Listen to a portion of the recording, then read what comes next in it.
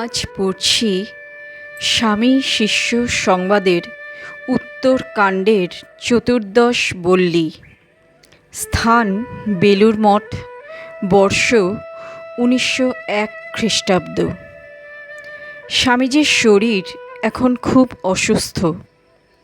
স্বামী নিরঞ্জনানন্দ মহারাজের বিশেষ অনুরোধে স্বামীজি আজ 5-7 দিন যাবৎ কবিরাজি ঔষধ খাইতেছেন। এই ঔষধে জলপান একেবারেই নিষিদ্ধ। দুগ্ধমাত্র পান করিয়া তৃষ্ণা নিবারণ করিতে হইতেছে। শিষ্য প্রাতেই মঠে আসিয়াছে। আসিবার কালে একটা রুই মাছ ঠাকুরের ভোগের জন্য আনিয়াছে। মাছ দেখিয়া স্বামী প্রেমানন্দ তাহাকে বলিলেন, আজও মাছ আনতে হয়? একে আজ রবিবার, তার উপর স্বামীজি অসুস্থ, শুধু দুধ খেয়ে আজ 5-7 দিন আছেন। শিষ্য অপ্রস্তুত হইয়া নিচে মাছ ফেলিয়া স্বামীজির পাদপদ্ম দর্শন মানসে উপরে গেল। স্বামীজি শিষ্যকে দেখিয়া সস্নেহে বলিলেন, এসেছিস? ভালোই হয়েছে, তোর কথাই ভাবছিলুম। শিষ্য, শুনিলাম শুধুমাত্র দুধ পান করিয়া নাকি আজ 5-7 দিন আছেন? স্বামীজি, হ্যাঁ, নিরঞ্জনের একান্ত অনুরোধে কবিরাজি ঔষধ খেতেই হলো, ওদের কথা তো আর এড়াতে পারি নে। শিষ্য, আপনি তো ঘণ্টায় 5-6 বার জল পান করিতেন, কেমন করিয়া একেবারে উহা ত্যাগ করিলেন? স্বামীজি, যখন শুনলুম এই ঔষধ খেলে জল খেতে পাব না, তখনই দৃঢ় সংকল্প করলুম জল খাবই না। এখন আর জলের কথা মনেও আসে না। শিষ্য, ঔষধে রোগের উপশম হইতেছে তো? স্বামীজি, উপকার অপকার জানি নে, গুরুভাইদের আজ্ঞা পালন করে যাচ্ছি। শিষ্য, দেশি কবিরাজি ঔষধ বোধহয় আমাদের শরীরের পক্ষে সমধিক উপযোগী। স্বামীজি, আমার মত, একজন সায়েন্টিফিক চিকিৎসকের হাতে মরাও ভালো। লেম্যান, যারা বর্তমান সায়েন্সের কিছুই জানে না, কেবল সেকেলে পুঁজিপাথির দোহাই দিয়ে অন্ধকারে ঢিল ছুটছে, তারা যদি 2-4টে রোগী আরাম করেও থাকে, তবু তাদের হাতে আরোগ্য লাভ আশা করা কিছুই নয়। এইরূপ কথাবার্তা চলিয়াছে। এমন সময় স্বামী প্রেমানন্দ স্বামীজির কাছে আসিয়া বলিলেন যে শিষ্য একটা বড় মাছ ঠাকুরের ভোগের জন্য আনিয়াছে, কিন্তু আজ রবিবার, কি করা যায়? স্বামীজি বলিলেন, চল, কেমন মাছ দেখব। অনন্তর স্বামীজি একটা গরম জামা পরিলেন ও দীর্ঘ একগাছা ষষ্ঠী হাতে লইয়া ধীরে ধীরে নিচের তলায় আসিলেন। মাছ দেখিয়া স্বামীজি আনন্দ প্রকাশ করিয়া বলিলেন, আজই উত্তম করে মাছ রেঁধে ঠাকুরকে ভোগ দে। শ্রী শ্রী রামকৃষ্ণদেব দক্ষিণেশ্বরে অবস্থানকালে কালীমাতার প্রাসাদী মাছ মাংস রবিবারে খাইতেন না, সেজন্য মঠে রবিবারে ঠাকুরকে মাছ ভোগ দেওয়া হতো না। স্বামী প্রেমানন্দ ওই কথা স্মরণ করাইয়া তাহাকে বলিলেন, রবিবার ঠাকুরকে মাছ দেওয়া হয় না যে? তদুত্তরে স্বামীজি বলিলেন, ভক্তের আনিত দ্রব্যে শনিবার রবিবার নেই, ভোগ দিগে যা।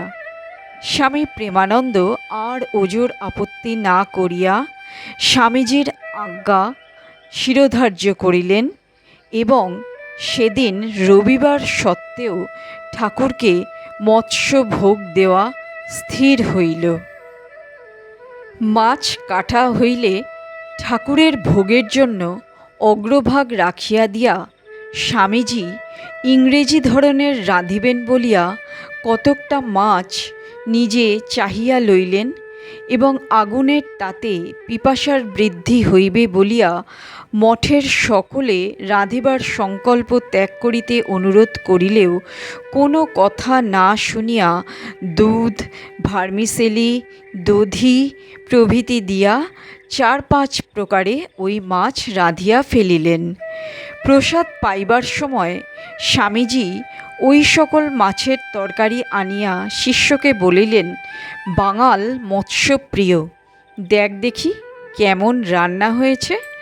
ওই কথা বলিয়া তিনি ওই সকল ব্যঞ্জনের বিন্দু বিন্দু মাত্র নিজে গ্রহণ করিয়া শিষ্যকে স্বয়ং পরিবেশন করিতে লাগিলেন। কিছুক্ষণ পরে স্বামীজি জিজ্ঞাসা করিলেন, কেমন হয়েছে? শিষ্য বলিল, এখনও কখনো খাই নাই। তাহার প্রতি স্বামীজির অপার দয়ার কথা স্মরণ করিয়া তখন তাহার প্রাণ পূর্ণ। তিনি বলিলেন, এমন কখনোই খাই নাই। ভার্মিসেলি শিষ্য ইহা জন্মে প্রকৃতই খায়নি। ইহা কি পদার্থ জানিবার জন্য জিজ্ঞাসা করায় স্বামীজি বলিলেন, ওগুলি বিলিতি কেঁচো, আমি লন্ডন থেকে শুকিয়ে এনেছি। মঠের সন্ন্যাসীগণ সকলে হাসিয়া উঠিলেন। শিষ্য রহস্য বুঝিতে না পারিয়া অপ্রতিভ হইয়া বসিয়া রহিল। কবিরাজি ঔষধের কঠোর নিয়ম পালন করিতে যাইয়া স্বামীজির এখন আহার নাই এবং নিদ্রাদেবী তাহাকে বহু কাল হইল একরূপ ত্যাগই করিয়াছেন। কিন্তু এই অনাহার অনিদ্রাতেও স্বামীজির শ্রমের বিরাম নাই। কয়েকদিন হইল মঠে নূতন এনসাইক্লোপিডিয়া ব্রিটানিকা ক্রয় করা হইয়াছে। নূতন ঝকঝকে বইগুলি দেখিয়া শিষ্য স্বামীজিকে বলিল, এত বই এক জীবনে পড়া সম্ভব নয়। শিষ্য তখনও জানে না যে স্বামীজি ওই বইগুলির 10 খণ্ড ইতিমধ্যে পড়িয়া শেষ করিয়া 11 খণ্ডখানি পড়িতে আরম্ভ করিয়াছেন। স্বামীজি, কি বলছিস? এই 10খানি বই থেকে আমায় যা ইচ্ছা জিজ্ঞেস কর, সব বলে দেব। শিষ্য অবাক হইয়া জিজ্ঞাসা করিল, আপনি কি এই বইগুলি সব পড়িয়াছেন? স্বামীজি, না পড়লে কি বলছি। অনন্তর স্বামীজির আদেশ পাইয়া শিষ্য ওই সকল পুস্তক হইতে বাছিয়া বাছিয়া কঠিন কঠিন বিষয় লইয়া জিজ্ঞাসা করিতে লাগিল। আশ্চর্যের বিষয়, স্বামীজি ওই বিষয়গুলির পুস্তকে নিবদ্ধ মর্ম তো বলিলেনই, তাহার উপর স্থানে স্থানে ওই পুস্তকের ভাষা পর্যন্ত উদ্ধৃত করিয়া বলিতে লাগিলেন।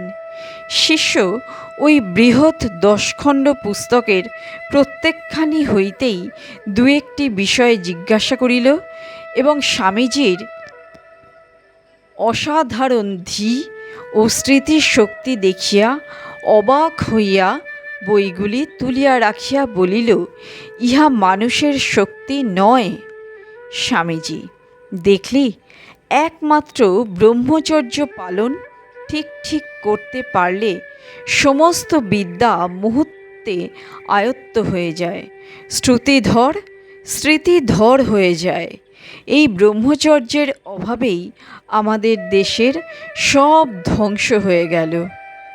শিষ্য, আপনি যাহাই বলুন মহাশয়, কেবল ব্রহ্মচর্য রক্ষার ফলে এরূপ অমানসিক শক্তির কখনোই স্ফুরণ সম্ভব না, আরও কিছু চাই। উত্তরে স্বামীজি আর কিছুই বলিলেন না। অনন্তর স্বামীজি সর্বদর্শনের কঠিন বিষয়ে সকলের বিচার ও সিদ্ধান্তগুলি শিষ্যকে বলিতে লাগিলেন।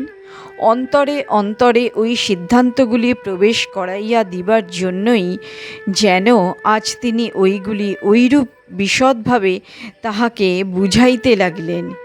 এইরূপে কথাবার্তা চলিয়াছে।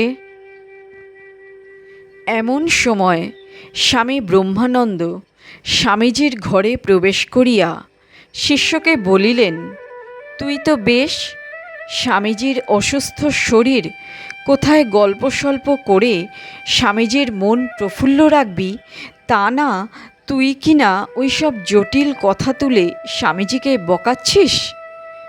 শিষ্য অপ্রস্তুত হইয়া আপনার ভ্রম বুঝিতে পারিল, কিন্তু স্বামীজি ব্রহ্মানন্দ মহারাজকে বলিলেন, নে রেখে দে তোদের কবিরাজির নিয়ম ফিয়ম, এরা আমার সন্তান, এদের সদুপদেশ দিতে দিতে আমার দেহটা যায় তো বয়েই গেল। শিষ্য কিন্তু অতঃপর আর কোনো দার্শনিক প্রশ্ন না করিয়া বাংলাদেশীয় কথা লইয়া হাসি তামাশা করিতে লাগিল। স্বামীজিও শিষ্যের সঙ্গে রঙ্গ রহস্যে যোগ দিলেন। কিছুকাল এইরূপে কাটিবার পর বঙ্গ সাহিত্যে ভরতচন্দ্রের স্থান সম্বন্ধে প্রসঙ্গ উঠিল। ওই বিষয়ে অল্প স্বল্প যা মনে আছে তাহাই এখানে দিতেছি। প্রথম হইতে স্বামীজি ভারতচন্দ্রকে লইয়া নানা ঠাট্টা তামাশা আরম্ভ করিলেন এবং তখনকার সামাজিক আচার ব্যবহার, বিবাহ সংস্কারাদি লইয়াও নানা রূপ ব্যঙ্গ করিতে লাগিলেন এবং সমাজে বাল্যবিবাহ প্রচলন সমর্থনকারী ভারতচন্দ্রের কুরুচি ও অশ্লীলতাপূর্ণ কাব্যাদি বঙ্গদেশ ভিন্ন অন্য কোনো দেশের সভ্য সমাজে প্রশ্রয় পায়নি বলিয়া অভিমত প্রকাশ করিলেন। বলিলেন, ছেলেদের হাতে ওই সব বই যাতে না পড়ে তাই করা উচিত। পরে মাইকেল মধুসূদন দত্তের কথা তুলিয়া বলিলেন, ওই একটা অদ্ভুত জিনিয়াস তোদের দেশে জন্মেছিল। মেঘনাদ বধের মতো দ্বিতীয় কাব্য বাংলা ভাষাতেই নাই, সমগ্র ইউরোপেও অমন একখানা কাব্য ইদানিং পাওয়া দুর্লভ। শিষ্য বলিল, কিন্তু মহাশয়, মাইকেল বড়ই শব্দ আড়ম্বর প্রিয় ছিলেন বলিয়া বোধ হয়। স্বামীজি, তোদের দেশে কেউ একটা কিছু নতুন করলেই তোরা তাকে তাড়া করিস।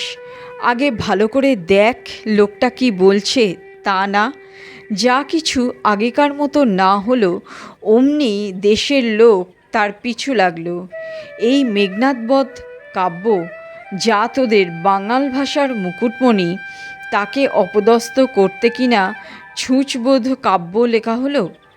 তা যত পারিস লেখ না, তাতে কি। সেই মেঘনাদবধ কাব্য এখনও হিমাচলের ন্যায় অটলভাবে দাঁড়িয়ে আছে। কিন্তু তার খুঁত ধরতেই যারা ব্যস্ত ছিলেন, সেই ক্রিটিকদের মতে ও লেখাগুলো কোথায় ভেসে গেছে। মাইকেল নতুন শব্দে ওজস্বিনী ভাষায় যে কাব্য লিখে গেছেন তা সাধারণে কি বুঝবে? এই যে জিসি কেমন নতুন ছন্দে কত চমৎকার চমৎকার বই আজকাল লিখছে, তা নিয়েও তোদের অতিবুদ্ধি পণ্ডিতগণ কত ক্রিটিসাইজ করছে, দোষ ধরছে জিসির দিকে। জিসি কি তাতে ভ্রুক্ষেপ করে? পরে লোকে ওই সকল পুস্তক অ্যাপ্রিসিয়েট করবে। এইরূপে মাইকেলের কথা হইতে তিনি বলিলেন, যা নিচে লাইব্রেরি থেকে মেঘনাদবধ কাব্যখানা নিয়ে আয়। শিষ্য মঠের লাইব্রেরি থেকে মেঘনাদবধ কাব্য লইয়া আসিলে বলিলেন, পড় দেখি কেমন পড়তে জানিস।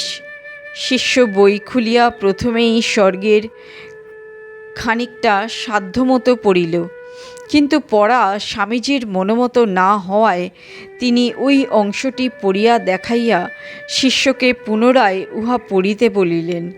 শিষ্য এবার অনেকটা কৃতকার্য হইল দেখিয়া প্রসন্ন মুখে জিজ্ঞাসা করিলেন, বলো দেখি এই কাব্যের কোন অংশটি সর্বোৎকৃষ্ট?